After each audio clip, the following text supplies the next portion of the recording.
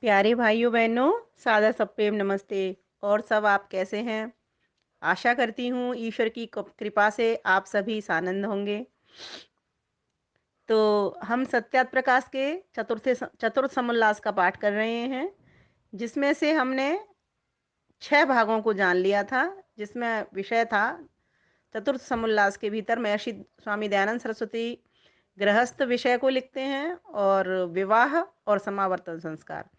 तो हमने पहले समावर्तन संस्कार के विषय में जाना और अब विवाह के विषय में हम जान रहे हैं।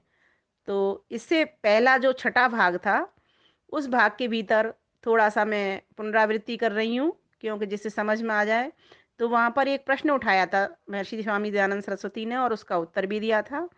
तो उसमें प्रश्न था, विवाह करना माता-पिता के अधीन होना चाहिए और लड़का-लड़की के?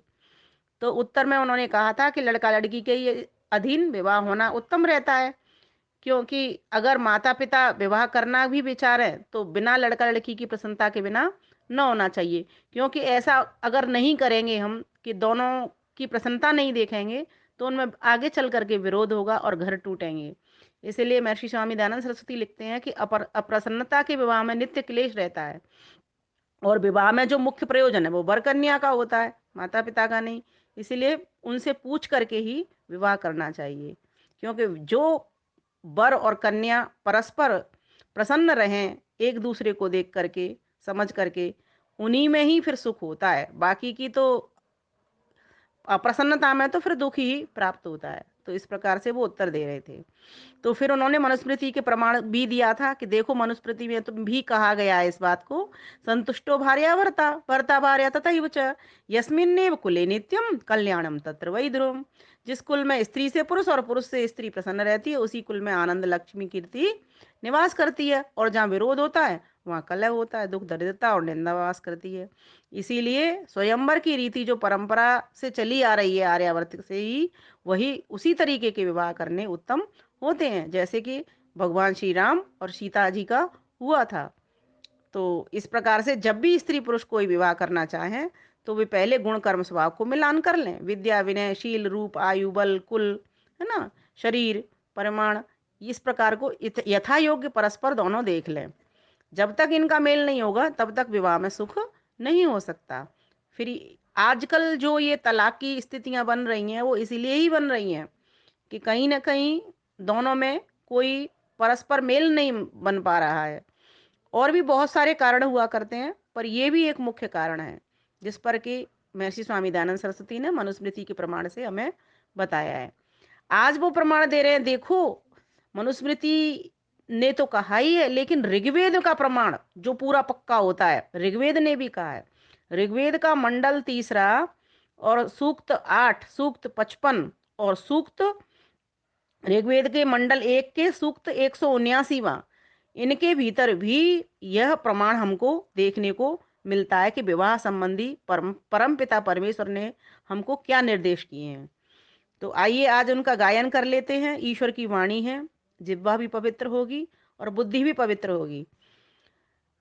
ओम युवा सुवासः परिवीत आगात् सौ श्रेयान् भवति जायमानः तं धीरा सह कवय उन्नयन्ति स्वाध्यो मनसा देवयन्तः स्वाध्यो मनसा देवयन्तः। ओम। कितना आनंद आया ईश्वर की वाणी को पढ़ करके। तो सर्वप्रथम इसके मीनिंग जानेंगे तो अर्थात शब्दार्थ जानेंगे, तो हमको इसका भाव भी पता चलेगा। तो इसमें कहा, पहला शब्द आया इसमें युवा। युवा कहते हैं जवान को, जो जवान। यहाँ बताया गया है कि कौन विवाह किस तरह से करे। तो यहाँ कहा है, अभी ये बात चली है यहाँ पर पुरुष के लिए। युवा सुवासा परिवीत आगात। युवा कहते हैं जो जवान, और सुबासा सुंदर वस्त्र को धारण किया हुआ, परिवीत सब ओर से यज्ञोपवीत उत्तम विद्या उत्तम शिक्षा प्राप्त किया हुआ, ब्रह्मचर्य से युक्त। आगात आता है, अर्थात गृहस्थाश्रम में प्रवेश करता है, विवाह करने के लिए तैयार होता है।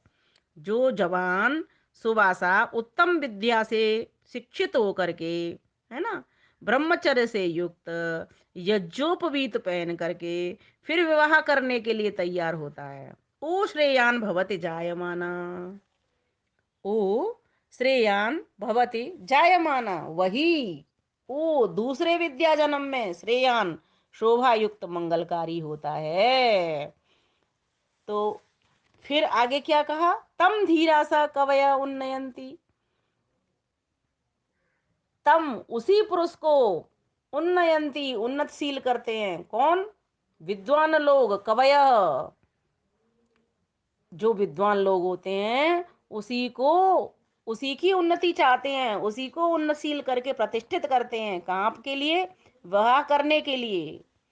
क्योंकि कहा जाता है कि जो भी विवाह करना चाहे वो वेद वेदांग में प्रतिष्ठित हो, कम से कम एक वेद तो पढ़ करके ही वो गृहस्थ धर्म में प्रवेश करे, विवाह करे।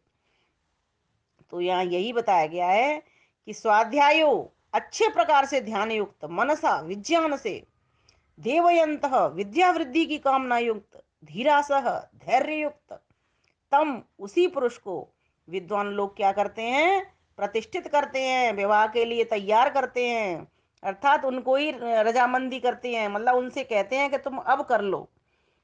क्योंकि गृहस्थ धर्म को भी वही निर्वहन ठीक प्रकार से कर सकता है जो ब्रह्मचारी उत्तम शिक्षा प्राप्त करके, युवा हो करके, अपने शरीर को पूर्ण स्वस्थ करके और गृहस्थाश्रम में प्रवेश करता है, ज्ञान विज्ञान लेकर के गृहस्थाश्रम में प्रवेश करता है।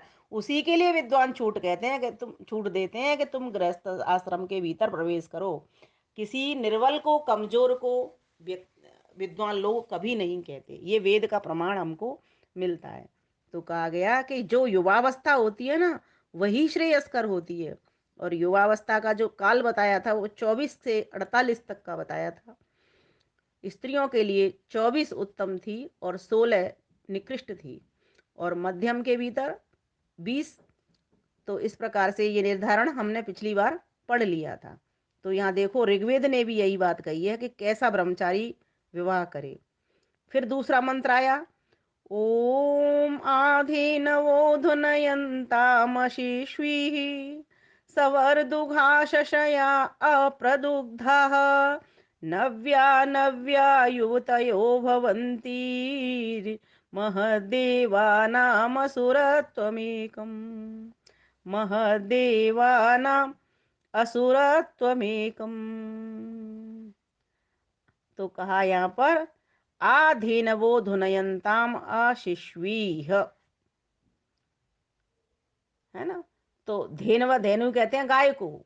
तो आधेनव, आ चारों ओर से, गौओं के समान, अप्रदुग्धा, किसी ने नहीं दुई हो, अशिश्वी, बाल्यावस्था से रहित, अर्थात युवावस्था को प्राप्त की हुई हो, सवर दुगाह, सब प्रकार के उत्तम व्यवहारों को पूर्ण करने हारी, शयाह, कुमारावस्था को उल्लंघन करने वाली, नव्याह नव्याह, नवीन नवीन शिक्षा और अवस्था से पूर्ण, भवंती, वर्तमान, युवतः, पूर्ण युवावस्थास्थ स्त्रियां, मतलब युवावस्था को प्राप्त स्त्रियां, देवानाम, ब्रह्मचर्य सुनियमों से पूर्ण विद्वानों के, एकम अद्वितीय महत बड़े, असुरत्वम, प्रज्ञा शास्त्र शिक्षा युक्त, अर्थात बुद्धिवर्धक जो शास्त्र हैं उनकी शिक्षा से भर के, प्रज्ञा में रमण के भावार्थ को प्राप्त करती हुई, तरुण पतियों को प्राप्त होके आधुनयनताम, गर्भ धारण करे। तो यहाँ बताया कौन स्त्री कब गर्भ धारण करने के योग्य बनती है। तो जब वो युवावस्था को प्राप्त होगी तभी तो। जब तक वो अभी किशोरी अवस्था को प्राप्त है, बाल्यावस्था को प्राप्त है, तब तक उसका विवाह नहीं होना चाहिए। ये ऋग्वेद के तीसरे मंडल के सूक्त 55 के मंत्र संख्या 16 में प्रमाण हमको मिलता है। किसी को बताना हो तो यहाँ से आप बता सकते हैं। देखिए महर्षि दयानंद सरस्वती का श्रम हमारे लिए खोज करके लाए हैं, प्रमाण लेकर के आए हैं और बता रहे हैं कि ईश्वर ने तो स्वयं कहा है कि बाल्यावस्था में विवाह नहीं होना चाहिए, युवावस्था में ही होना चाहिए। और क्यों होना चाहिए, तो ये भी बता दिया कि इसलिए होना चाहिए। कहा कि गौओं के समान, किसी ने नहीं दुई हो, एकदम ब्रह्मचारी ऋणी हो वो स्त्रियां, है ना, सबर दुघा, सब प्रकार के उत्तम व्यवहारों को जानने वाली हो, पूर्ण करने वाली हो। शशया, कुमारावस्था को उल्लंघन करने वाली हो, मतलब शैशव अवस्था की नहीं हो, वो बाल्यावस्था की नहीं हो, 16 वर्ष से अधिक की हो वो। नव्या नव्या, नवीन नवीन शिक्षा, नए नए ज्ञान से परिपूर्ण हो, सुंदर अवस्था से परिपूर्ण हो, ऐसी युवती उसी के लिए जो कि ब्रह्मचर्य के नियमों का पालन करती है, पूर्ण विद्वानों के अनुसार अपना जीवन बनाती है, अद्वितीय है, जो जिसको बहुत सारी विद्या बुद्धि का ज्ञान है, जो हमेशा प्रज्ञा के कामों में, बुद्धि के कामों में ही रमण करती है, आनंदित होती है, बुद्धिमान बुद्धि के द्वारा ही सारे कार्यों को निपटाती है, ऐसी ही स्त्रियां तरुण पतियों को अर्थात युवा पतियों को प्राप्त होकर के गर्भ धारण करें, पहले नहीं। कभी भूल के भी बाल्यावस्था में पुरुष का मन से भी ध्यान न करें, बिल्कुल पूरी तरीके से ब्रह्मचारिणी होकर के रहें, तत्पश्चात ही विवाह करें, क्योंकि यही कर्म इस लोक और परलोक के सुख का साधन है। ब्रह्मचर्य की कितनी बड़ी महती आवश्यकता है और इसमें महिमा बताई गई है। बाल्यावस्था में विवाह से जितना पुरुष का नाश, उससे अधिक स्त्री का नाश होता है। जो भी व्यक्ति बाल्यावस्था में विवाह करते हैं, उसमें इस पुरुषों से अधिक तो स्त्रियों का ही नाश हो जाता है, मतलब दोनों का ही नाश होता है। यहाँ पर ब्रह्मचर्य की बात बताई गई है कि पूरा ब्रह्मचर्य धारण करवावें, समय से पहले विवाह न करें, पूरी उत्तम विद्या, उत्तम शिक्षा, हर प्रकार का ज्ञान विज्ञान, घर के काम, सारी चीजें उस बच्ची को मतलब पूरी तरीके से परिपक्व करने के बाद ही उसकी शादी करें, विवाह करें। यहाँ पर ये वर्णन मिल रहा है और ये स्वयं परमपिता परमेश्वर का आदेश है और निर्देश है। तीसरा मंत्र और देख लेते हैं। ओम पूर्वीरहं शरद शश्रमाणा दोषावस्तोरुषशो जरयन्तीह मीनातिश्रियं जरिमातनूनाम् अप्यून पत्नीर्विषणो जगम्युः नु पत्नीर्विषणो जगम्युः। तो नु नु कहते हैं शीघ्र, शश्रमाणा अत्यंत श्रम करने हारे, वृषण वीर सेचने में समर्थ पूर्ण युवावस्था युक्त पुरुष, पत्नी ही युवावस्था को प्राप्त अर्थात युवावस्था में स्थित हृदय को प्रिय स्त्रियों को जगम्यु प्राप्त होकर पूर्ण शतवर्ष व उससे अधिक वर्ष आयु को आनंद से भोगते और पुत्र पौत्रादि से संयुक्त रहते रहें, वैसे स्त्री पुरुष सदा वर्तें। स्त्री पुरुष का परस्पर व्यवहार कैसा हो, कौन सी अवस्था को प्राप्त करके एक दूसरे को प्राप्त करें, तो दोनों के लिए लिखा, पुरुष और स्त्री के लिए, दोनों ही युवा हों, दोनों ही एक दूसरे को हृदय से प्रेम करते हों, ऐसे ही भी विवाह करें और पूरी 100 वर्ष की आयु को प्राप्त करें, आनंद से भोगें, पुत्र पौत्रादि से भरे पूरे रहें, इस प्रकार का उनका व्यवहार हो, चाल चलन ठीक हो। इस प्रकार से स्त्री पुरुष सदा प्रसन्नता में बरतें, व्यवहार करें।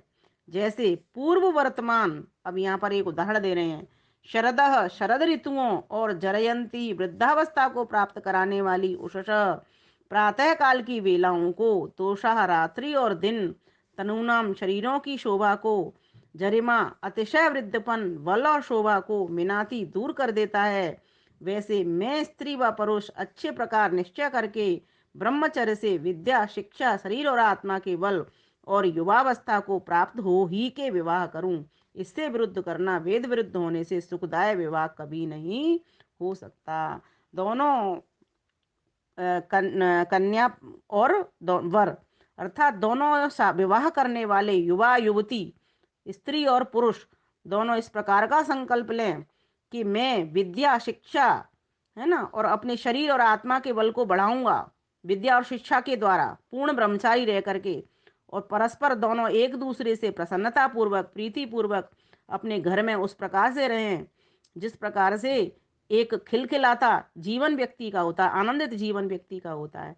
यहाँ उदाहरण भी दे दिया कि शरद ऋतुओं और वृद्धावस्था को प्राप्त करने वाली प्रातः काल की बेलाओं को ना यहाँ पर काल से बताया गया है कि मुझे जरावस्था में नहीं जाना, मुझे अपने इस आयु को लंबी करना है, भूयश्च सदा सतात करना है है ना? क्योंकि समय क्या करता है, शरद ऋतु आती हैं, जाती हैं, फिर आती है, फिर आती है, फिर आती है, इस प्रकार से व्यक्ति इस काल के वश होता चला जाता है। तो यहाँ पर यही बताया गया है कि मुझे अपनी शोभा को नष्ट नहीं करना, मुझे जर्जर अवस्था को प्राप्त नहीं करना। मुझे क्या करना? मुझे तो युवावस्था ही अपनी बरकरार रखनी है। अर्थात मुझे लंबा जीवन प्राप्त करना है और प्रसन्नता पूर्वक प्राप्त करना है। मुझे पुत्र पौत्र आदि के मुख को भी देखना है ना? पौत्र प्रपौत्र, और खूब लंबी आयु प्राप्त करना है, और लंबी आयु प्राप्त करते हुए परमात्मा का भजन करके मुझको रहना है। ये तो हमको वेद का प्रमाण मिल रहा है। सोचो, ऋग्वेद के प्रथम मंडल में ही सूक्त 179 का मंत्र संख्या 1 है, पहला ही मंत्र है ये। तो यहाँ पर यही बताया गया है कि किस प्रकार से स्त्री पुरुष किस आयु में तो विवाह हों, ठीक है, और किस तरह से वो विद्या को प्राप्त करके तब उसमें जाएं।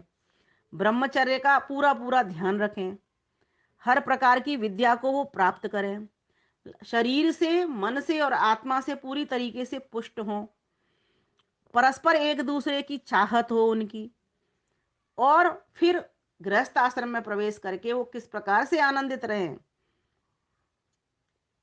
जैसे कोई बहुत लंबी आयु को प्राप्त करके और पुत्र पौत्र प्रपौत्र की भी चाहत करता है, मतलब उनको भी प्राप्त कर लेता है, और साथ ही साथ अपनी आयु को भी लंबी करता है, और आयु को लंबी करते हुए ईश्वर के ध्यान में लगा रहता है।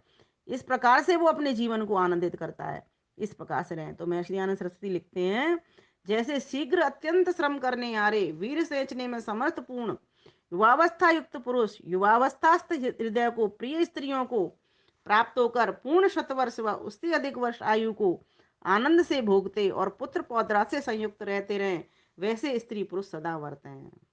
स्त्री पुरुष का चाल चलन कैसा हो, व्यवहार कैसा हो, इस मंत्र में ये बताया।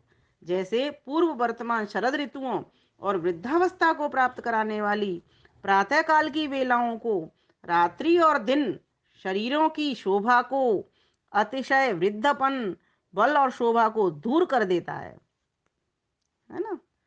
वैसे मैं स्त्री व पुरुष अच्छे प्रकार निश्चय करके ब्रह्मचर्य से विद्या शिक्षा शरीर और आत्मा के बल और युवावस्था को प्राप्त हो ही के विवाह करूं। इससे विरुद्ध करना वेद विरुद्ध होने से सुखदायक विवाह कभी नहीं होता। जब तक इस प्रकार सब ऋषि मुनि राजा महाराजा आर्य लोग ब्रह्मचर्य से विद्या पढ़ ही के स्वयंवर विवाह करते थे, तब तक इस देश की सदा उन्नति होती जाती थी। महर्षि दयानंद सरस्वती लिख रहे हैं, जब तक इसी प्रकार उपसंहार में लिखते हैं इस बात के में कि सब ऋषि मुनि राजा महाराजा आर्य लोग ब्रह्मचर्य से विद्या पढ़ ही के स्वयंवर विवाह करते थे, तब तक इस देश की सदा उन्नति होती जाती थी। जब से यह ब्रह्मचर्य से विद्या का न पढ़ना बाल्यावस्था में पराधीन अर्थात माता पिता के अधीन विवाह होने लगा, तब से क्रम से आर्यावर्त देश की हानि ही होती चली आई है। इससे इस दुष्ट काम को छोड़ के, इसको कहा दुष्ट काम, कौन सा? बाल्यावस्था में विवाह, बच्चों का जबरदस्ती विवाह, दो बातों को दुष्ट काम कहा गया है।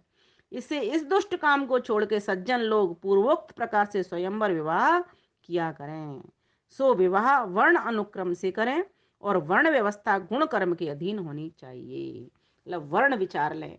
अगर ब्राह्मण कन्या है तो ब्राह्मण कन्या, ब्राह्मण से मतलब यहाँ जाति से नहीं है, अर्थात कोई विदुषी कन्या है तो विद्वान उसके लिए वर देखें। अगर किसी के भीतर क्षत्रित्व की कुशलता है ना, तो उसके लिए जैसे क्षत्रिय कौन है, राजा हैं, सैनिक हैं, तो इस प्रकार से उसी तरीके के यहाँ पेशे से समझ लें इसको। जैसे कोई डॉक्टर डॉक्टर से करता, सीए सीए से करता, इंजीनियर इंजीनियर से करता, तो दोनों एक दूसरे को समझ पाते हैं और खुश भी रहते हैं। तो इस प्रकार से विवाह हो, इसको एकदम सरल तरीके से इस तरह से समझ सकते हैं। वर्ण व्यवस्था गुण कर्म के अधीन हो, क्लियर कर दिया यहाँ पर कि गुण कर्म जैसा बेटे का है वैसा ही बेटी का भी हो, तो परिवार प्रसन्नता से बीतेंगे। फिर ये तलाक के जितने भी होते हैं केसेस भी होते ही इसीलिए हैं कि दोनों की वर्ण नहीं मिलते, अर्थात गुण कर्म नहीं मिलते। इसीलिए जन्म पत्री नहीं गुण पत्री मिलानी चाहिए हमको। जन्म पत्री लोग मिलाते आ रहे हैं, लेकिन कितने जोड़े सफल होते हैं? बहुत कम। तो फिर जन्म पत्री फेल हो गई। अगर गुण पत्री मिला लेते, गुण कर्म पत्री मिला लेते, तो फिर ऐसा काम देखने को नहीं मिलता। तो महर्षि दयानंद सरस्वती ने बहुत श्रम किया है कि परिवार कैसे सुख में हो। इसके लिए उन्होंने ये विषय लिया, हम सबके समक्ष किया। महर्षि दयानंद सरस्वती को हम बारंबार नमन करते हैं, परमपिता परमेश्वर को नमन करते हैं। ये ज्ञान हम सभी को वो करा रहे हैं ऋषि मुनियों के माध्यम से, विद्वानों के माध्यम से। तो आप सभी का धन्यवाद। इसी प्रकार से इन विषयों को समझिए, पढ़िए, गुनिए, चिंतन मनन में लाइए और इस वीडियो को खूब साझा करिए, जिससे कि लोगों को पता चले कि किस आयु में विवाह हों बच्चों के, किस प्रकार से परिवार स्वर्ग बन सकता है, किस प्रकार से उन्नति का मार्ग प्रशस्त हो सकता है, किस प्रकार से हमारा राष्ट्र बलवती सुदृढ़ समृद्ध हो सकता है, सुख शांति से भर सकता है। क्योंकि हम सभी के परिवार ही समाज की संरचना करते हैं और समाज जुड़ करके राष्ट्र की संरचना करते हैं। तो अगर हमारे परिवार सुखी होंगे तो समाज सुखी होगा, और समाज सुखी होगा तो राष्ट्र सुखी क्यों नहीं होगा। तो इस प्रकार से इस वीडियो को अच्छे प्रकार से सुने, समझें और खूब साझा करें, जिससे सभी के परिवार सुख में, शांति में व्यतीत हों। आप सभी का धन्यवाद। नमस्ते।